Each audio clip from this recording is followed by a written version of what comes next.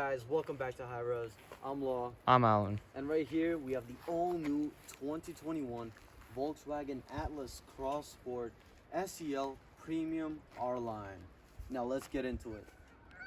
Alright guys, now let's get into the exterior of this car, starting off with the back. Alright, now this car differs from the normal Atlas, as you can tell with the sloping roof. Normal Atlas is a 7-seater, this is a 5-seater. And it has a little bit of a shorter wheelbase, but I don't think anyone's gonna really be able to tell that.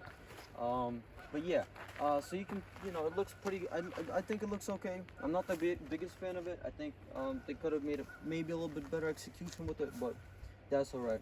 There's really nice tail lights that go and have this, like, I don't know if you can see this sort of kind of like the R. You see that? And like this little like art type design.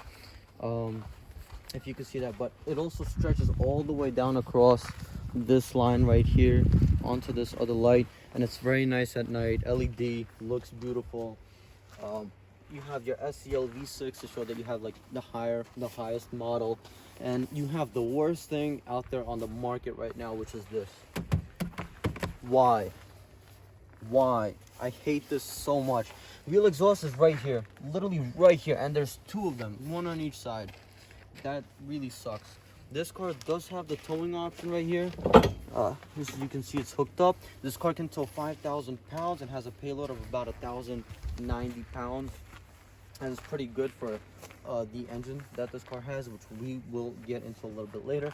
But now moving on to the side profile, you have this nice little line, this body crease right here. Looks very nice, and this little plastic bit over here. So that you can get your stuff dirty, and then it's all right. It blends in, looks nice. The fuel cap is also with this little line. It's a normal fuel cap. No, you don't have those, like one of those nozzleless, or I don't know what they're called. You have to open the cap. Looks good. You have these enormous 21-inch wheels, and they suit the car perfectly.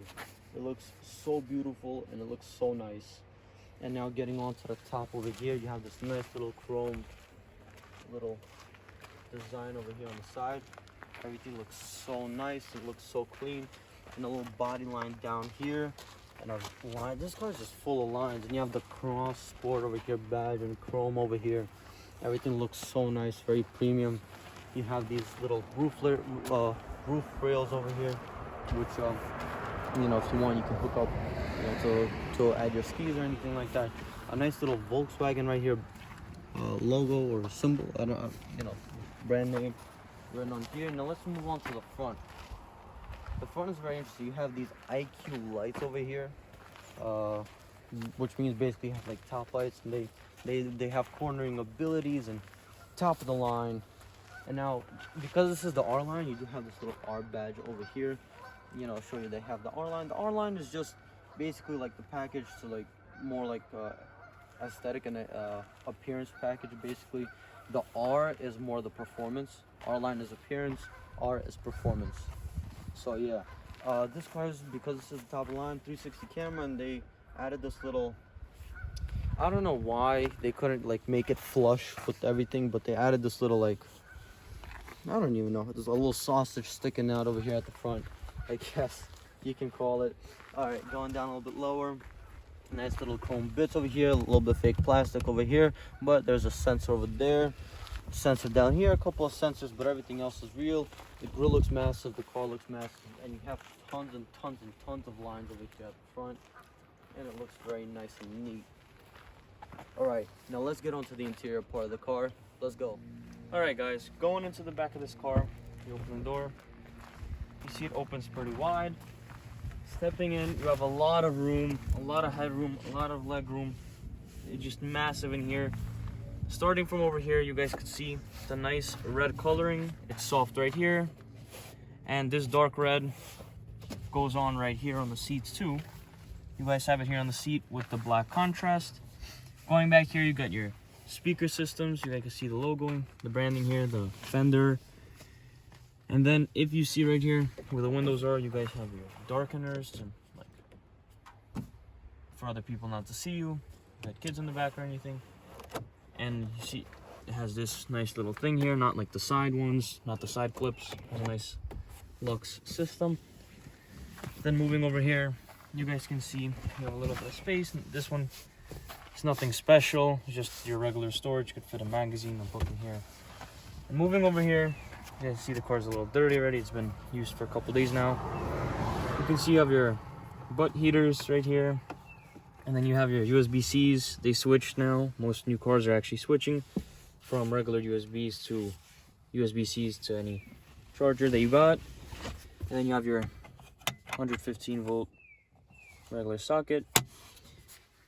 The vents, they move side to side, up, down. Nothing really too special. Your standard left, right, up, down vents. And middle seat here, you've got the 2 cup holders, a little middle storage. That's it. No chargers. Nothing really special on this part right here. So now let's get to headroom. Headroom in the middle is a little bit worse. I am around 5'10", 5'11", and I'm almost hitting the top. I have like an inch of centimeter room, I'd say. And now if I go over here, sit in the regular seat, I have a little bit more space. I have probably around 2 inches of room, maybe 2.5. So it's pretty spacious. You got a lot of room. You can move the seat. There's a little lever on the side. You pull it. You can move the seat to however you want, like this, lower, all the way down, back, and it gets really comfortable back here.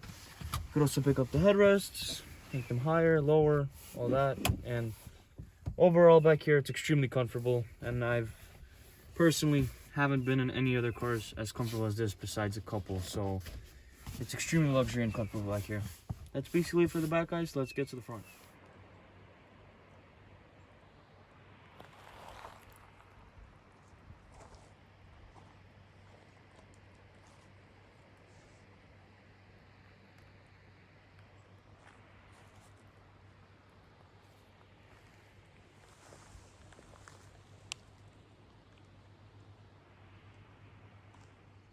Just before we head into the front, I want to show you the key very quickly. The car is unlocked currently, but this is the key right now. We have a lock, a trunk.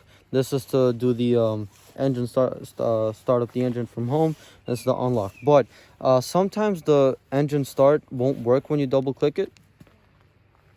Like you see, it didn't work right now. That's because the car's unlocked. But if we lock it, also pay attention to the mirrors.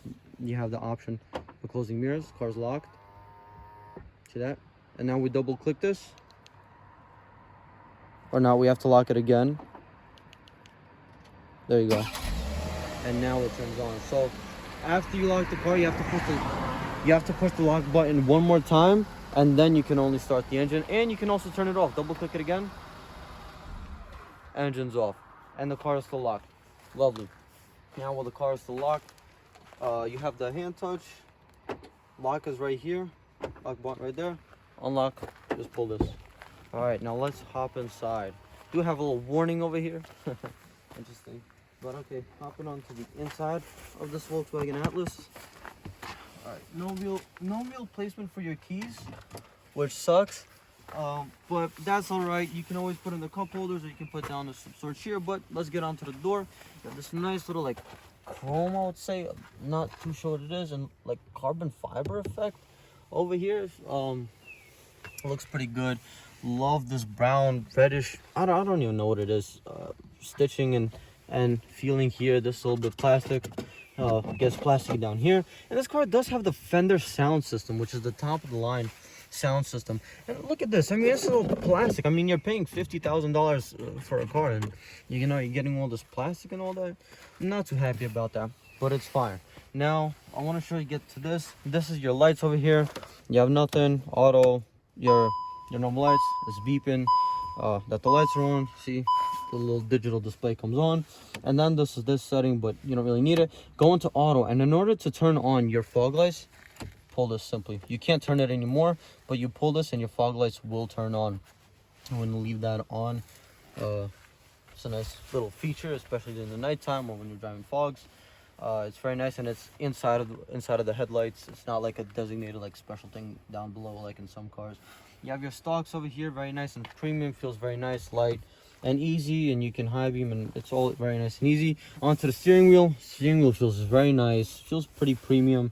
Little dotted here, and it feels good. The stitching feels nice, and it feels very nice. you know, looks nice, feels nice. You got a little R badge right here, a little bit of a flat bottom over here. Nice looking Volkswagen logo.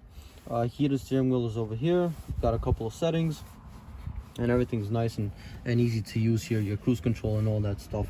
Now let's hop inside and let's look at the rest of the car. Also, one more thing, there's aluminum pedals over here for your gas and the brake pedal, and the gas pedal also has this little click. Listen.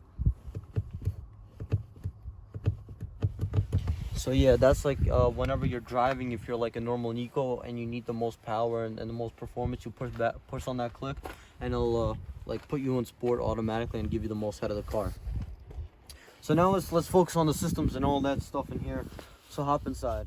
All right, one thing I'll mention about this car is that this is like one of the most simple interiors out there on the market currently. It's very neat, it's very simple. Like you're not like wondering where's this, where's that. Everything's very simple. You have your heated and ventilated seats over here. You have your air conditioning, hot or cold, your windshields, auto, and all that stuff. Very nice and easy. You have your hazard lights over here, stop and start over here, and this shows your passenger airbags. Now let's quickly start her up. Foot on the brake, start and stop. The engine start and the engine start and stop button is located down here, like in a BMW, not right here or anywhere like that, or on the side or anything like that. It's down here. Anyways, foot on the brake. All right, starts up very nice. Greeted with a couple of that ding, ding, little Fender audio right here. All right, let's quickly get into the display. I'm gonna show this one little cool quirk or feature about this car that I think is useless, but it's kind of cool to have. Like, you know, some BMW guys have, and like, oh, look at this. But if you're in a Volkswagen, you're gonna be able to look at that.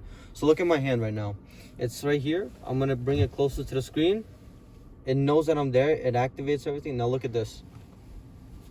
Gesture control. And I don't know if you can hear that. Pop the radio off. How do I? All right, never mind. But there's usually some sort of a sound effect that follows through. All right, I guess you can't hear it because the volume is probably down. But yeah, it's a weird little system. That's all you can do. That's all you can, you know, nothing like that. No volume, nothing. You just go swipe left, swipe right, and that's about it.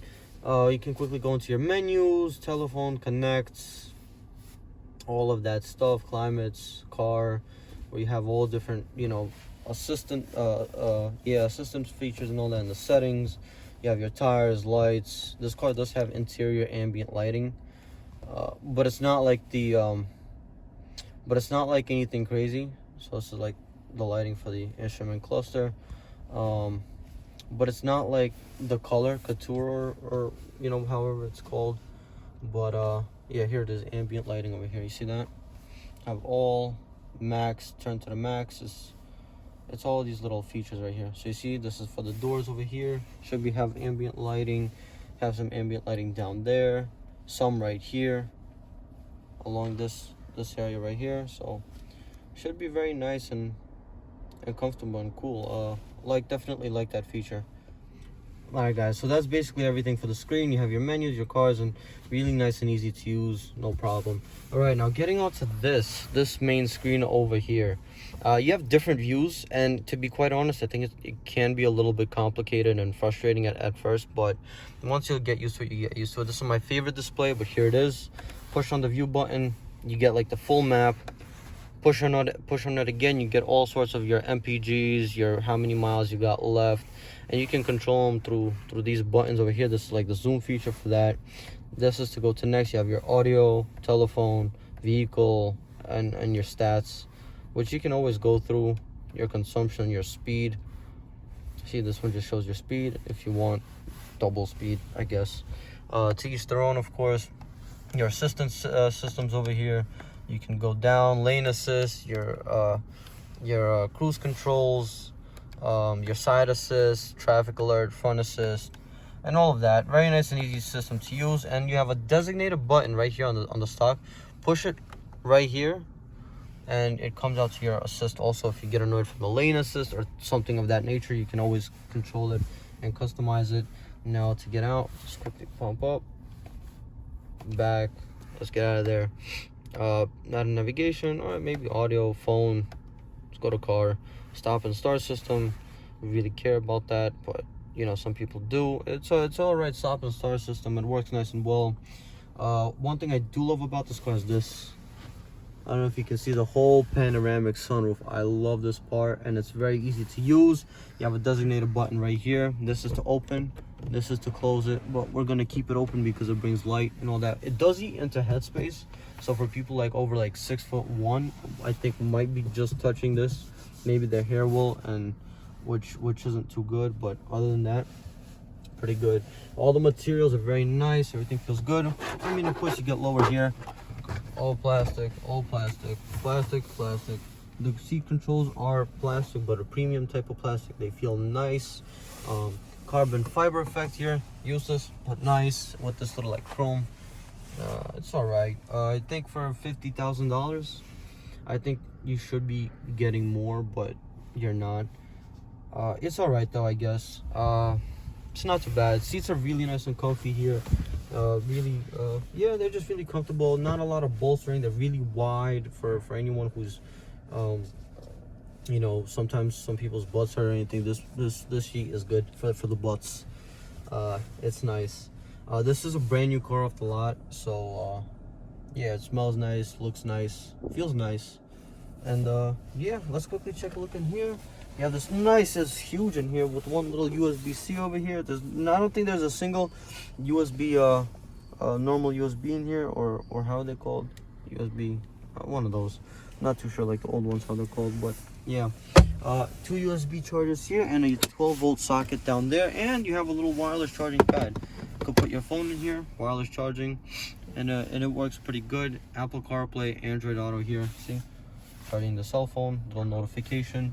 Pull this down, you have your voice guidance, your music, your sound, and all of that stuff. Other than that, car's very basic. Now let's quickly hop under the hood, check what's under the hood. All right guys, so under the hood we have a 3.6 liter naturally aspirated V6 pushing 276 horsepower and 266 pound-feet of torque, paired to an 8-speed automatic transmission.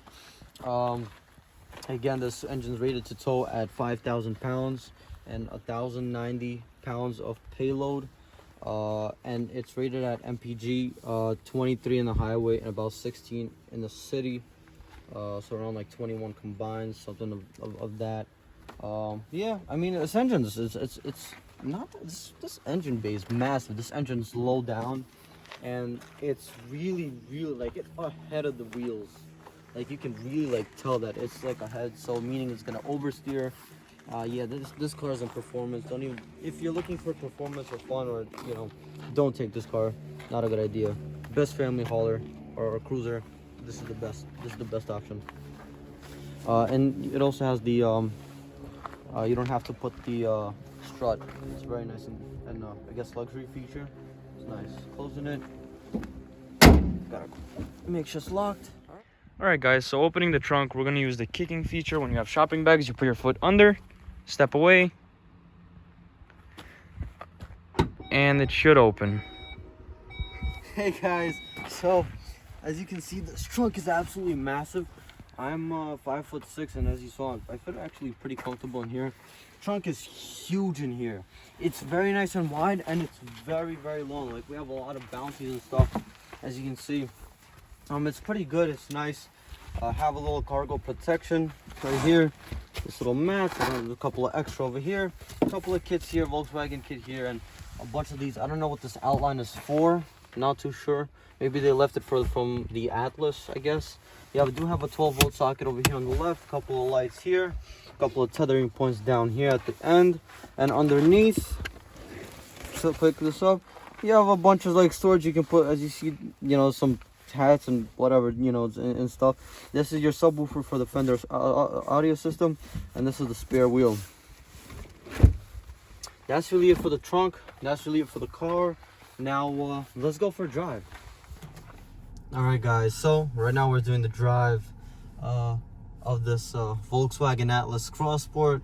Don't forget, this car has a 3.6 liter V6 naturally aspirated, paired to an 8-speed auto. So let's go. Let's take it for a drive. All right. So right now we're in eco mode. As you can see, well, because we were standing a little bit, we're at 17.4 mpgs. Yeah, it's not a good car for fuel economy. I think it's pretty bad. It's rated at 23 on the highway and I believe 16 in the city, somewhere around that. I think that's pretty bad. What on earth is happening here? Person's pumping the brakes. I mean the reverse lights. I don't know what's going on. All right. First thing first. This car is really smooth with the wheel. The steering wheel is very nice and smooth. But it's like very precise. Like you sort of like know where your wheels are. No, but it's very light. It's very smooth. I'm gonna quickly show the body roll of this thing. We're going like 27. Yeah, like we're like swaying in the car, me and Al over here, and it's like, yeah, you're just moving around. It feels like a boat. That's what it really feels like. Like the best way to really interpret this is you're feeling like you're driving a boat. It's very big and it feels like very wide and it feels huge on the road. And we're sitting like really up high, and that's a really nice thing, especially in an SUV. Back to the steering wheel, it feels very nice. It feels very premium. It feels good. The leather, the dots, I mean, it feels all pretty good. No paddle shifters at the back, but you don't need them. Yeah, this car is not a sports car. It's not fast at all. At least it doesn't feel fast until you get around 4,000 or so RPM, or just maybe a bit under 4,000 RPM, because this is naturally aspirated, and you get the torque figures a little bit, after higher in the RPMs than you would with a turbocharged engine. So yeah, this car ain't fast, but we're driving an eco, we're driving normal speed limit and everything, now pushing it, and we're not really gonna try and push it because this is a brand new car just off the lot, and want to make sure that the engine breaks in properly, so that if this person, if anyone wants to buy this car out, they could safely and not worry whether or not the engine's gonna break or anything of that nature. So yeah, but we're going up this hill right now. My foot is very light on the gas, and we're going up in speed, but it's nothing significant. You're not going to feel much of a difference. But we're in eco right now, and look at this. I'm just going up the hill, 16.3 mpgs. That's not too good. I'm not too happy about that.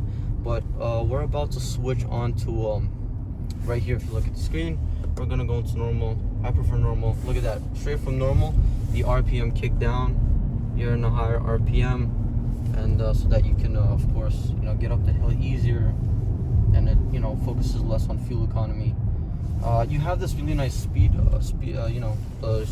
sign that shows. One thing I really do hate, even if you go like a mile above that speed limit, it keeps on blinking and blinking and blinking. It's so annoying. Like, look, let's say I'm at 30 right now. Let's say I'm getting to 30 something, right? Now check this out. Bomb. It keeps on happening. It's so annoying. I don't know about you guys, but I would disable this. This car does have the lane assist, meaning like we're going off lane or something. It'll keep you in lane. I'll demonstrate that in a little bit, but yeah, I'll show you. But it's pretty good, but it's not like a self-driving type system unless you turn on the cruise control. I'm pretty sure. I'm not 100% sure on how the system works 100%, but yeah, I mean it'll keep you out, and it works good. Seating is pretty comfortable. I don't know, Alan, what about you, man? I'm pretty comfortable in here. I like the seating. It's good. You got these nice chairs. They hold you in. Yeah, we have our heated. We have our cooled seats. Really nice. Love the two-tone on it with the brownish reddish, I would call it. I don't know, how would you call it? Brownish reddish? Yeah. Opened up the pana. Pana is nice. My favorite feature on the car is most definitely this panoramic sunroof. The only thing is, it eats at headspace, so for taller people, might not be too comfortable driving this car and whatnot, but for anyone else, it should be more than just fine. All right, let's quickly take a turn on this thing, putting my foot down a little bit. It's not bad, it moves around. All right, taking a turn. Yeah, it's pretty good. It's pretty good. It holds the road pretty well. but nothing spectacular, nothing of that nature. Yeah, so if you think that this car is gonna be fast or fun to drive, it's not. It's just your good family hauler, and yeah, that's all it really is, a good family hauler. And it can tow 5,000 pounds. I mean, that's amazing. 5,000 pounds for this thing, that's good. I mean, you know, there's no placement for displacement, right? I think that's how it goes. Correct me if I'm wrong, please. Yeah, feels nice, feels comfortable. Suspension feels pretty good, tuned towards comfort. So the roads, we're hitting a lot of these imperfections. I don't know if you can see these on the road, driving purposely over them, and they're absorbing everything pretty well. There's nothing harsh, it's nothing extreme, and this and you know, it's composed, and it feels nice. The steering wheel's nice and light, so if you need to move out, you can move out from like a pothole or something, and you're not gonna be worried. This car does have the engine stop and start system, so let's try and see if it'll turn on. So I'm coming to a complete stop. Foot is all the way down. Yeah, you see that? Engine's turned off where it's your RPM. So it did that. But now the second I take my foot off the brake, because there's no engine running, we're gonna be rolling back a little bit. I put my foot off a little bit off the brake, and yeah, took my foot off a little bit of the brake, and it turned on and activated because it knows that we're gonna go. Another thing that I don't like about this car is the initial takeoff. Like, I don't know, they, I guess, tuned the first gear so short that it feels like you're just like flying off, and your wheels, they'll spin. I really don't like that. Like where we just, you know, came off, like a little bit of throttle, and it's like do, and it's like going, like you just hear your wheels going, like, you know, spinning a little bit. I really don't like that. I find that a bit annoying. I wish they could have tuned the gearing a little bit better, but it is what it is. It's not horrible. I mean, of course you'll get used to it, but initially I think it might be a little annoying for some people. But yeah, other than that, no other complaints. Alan, any feedback? Any feedback you got? Yeah, the car's really comfortable. I have no complaints about it at all. It's not fast at all, though. It's not like sporty. It's just comfortable and nice, comfortable ride. That's all it is. Agreed. Oh yeah, visibility is also pretty good. You can see everything out of the back. The rear windshield is wide enough so that you can see out of it. The mirrors are good enough so that you can see out of it. I don't know. No, this car doesn't have the thing that the Kias have and the Hyundais, but you don't need that. Anyways, if you want to, you can of course go into manual. Of course, there's no paddle shifters in this thing because, you know, it doesn't need them, but it does have an 8-speed, and the way you do it is very weird. Usually, you would want to push it to yourself, the gear selector, like the Mazdas have and BMWs have. Like you push the gear shifter to yourself, and that's how it goes. But not in this thing. You have to push away from yourself. Let's quickly get up this hill. Car's coming from there. Nice and smooth. Oh, very nice. All right. Yeah, but anyways, you can go like this, and it has another pretty bad thing. Another thing I really don't like. Up for up, down for down. It should be the opposite way around. Why is it like that? Like, you know, if you're going fast, you know what I mean? You're going fast, you're putting your foot down, and you're braking, you know, and then you have to brake. Don't you just want to, you know, push up for downshifting so that, you know, just naturally how it is? Or when you're trying to, you know, when you're accelerating, don't you want to pull down to be in a higher gear, just like naturally, just the way that, you know, you're accelerating, you're being pushed back into the seat, you want to pull back for up, you're pushing on the brakes, you're being pushed forward, you want to push for downshift. But I guess that's not how Volkswagen wanted to do it. So again, push up, pull down, and it's pretty responsive. Red line's at 6,000 RPM, about that, and it's responsive. Pull down, going a little bit of the gas, push up, and it's good. Up, change, it's not bad. Gear shifting not bad. Again, this is an 8-speed auto, and it works. See, we're in 8th gear right now, under 1,000 RPM right now. Not too good for the car. That's why it downshifted on its own. And of course there is, let's get out of this. Of course there is at the on the pedal, there is of course like a little tap, so that when you actually need full power and like whether you're merging on the highway, you can plant your foot down and you're gonna feel that little click, and only then you'll be able to get, you know, the maximum RPM out of this car. Otherwise, you could put your foot down without pushing that click, and it'll just like take maybe 4th gear and just rev it out instead of taking 3rd or 2nd. But yeah, other than that, pretty good. The gauges are really nice and easy to see. You can, of course, if you want, switch all sorts of different views and all that stuff. You have different, all sorts of things you can look at. But really nice and easy.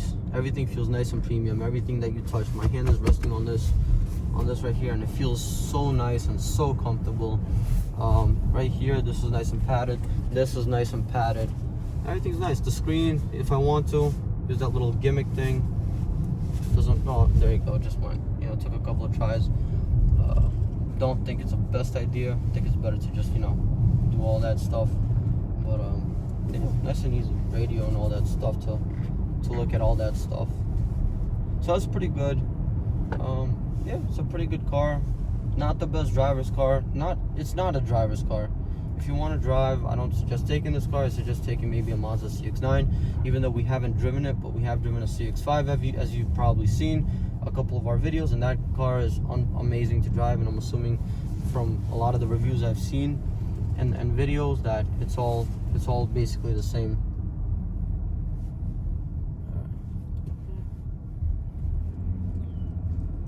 Yeah. That's really it about this car.